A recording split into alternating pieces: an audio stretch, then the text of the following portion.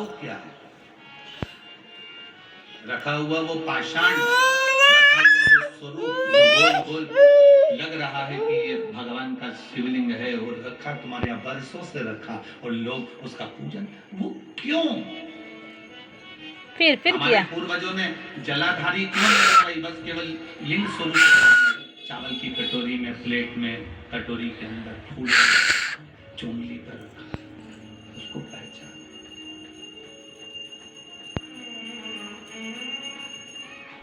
ये मणिलिंग की कथा से अपन स्मरण कर सकते।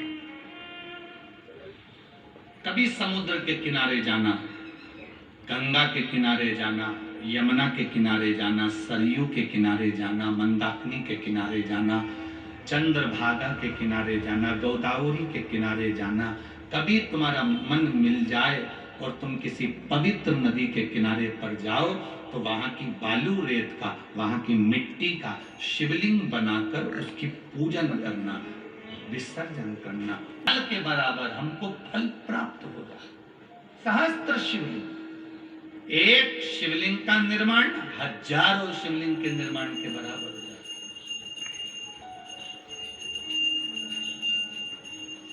आप लोगों में से किसी ने अगर प्रयागराज में, हम 3 दिन के लिए गए थे प्रयागराज में, जब माघ का महीना था, माघ मेला भराया था, तब सतुआ बाबा हमको वहां बुलाए थे, तो त्रिवेणी के संगम पर कथा कही थी। उसमें कथा आई थी कि राम जी महाराज जब प्रयागराज में आए तो गुरु बाबा ने उनसे कह दिया था कि तुमने रावण का वध करा है, तुम पर ब्रह्म हत्या लगी हुई।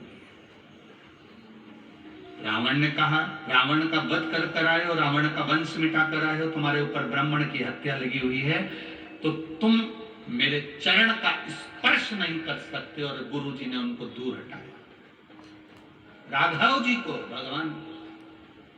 तो भगवान ने कहा कि आप मुझे बताएं कि मैं इस दोष से मुक्त कैसे हूं। तब भगवान गुरु बाबा ने कहा,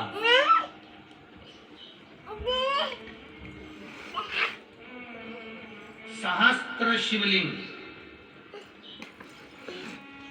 हजारों, लाखों, करोड़ों शिवलिंग का निर्माण करो, और जब तुम सहस्त्र करोड़ों शिवलिंगों का निर्माण करोगे, जब तुम्हारे 1 करोड़ शिवलिंग का निर्माण हो जाएगा, तब तुम मेरे पास में आओगे तो मुझे स्पर्श कर सकते हो, क्योंकि ब्राह्मण हत्या के दोष से तुम मुक्त हो जाओगे।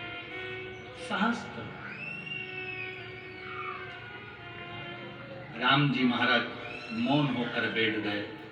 जानकी मैया उनके साथ थी, क्योंकि वापस लौट कर जा रहे थे, तो सीता जी साथ में थी, श्री हनुमंत लाल उनके साथ में थे।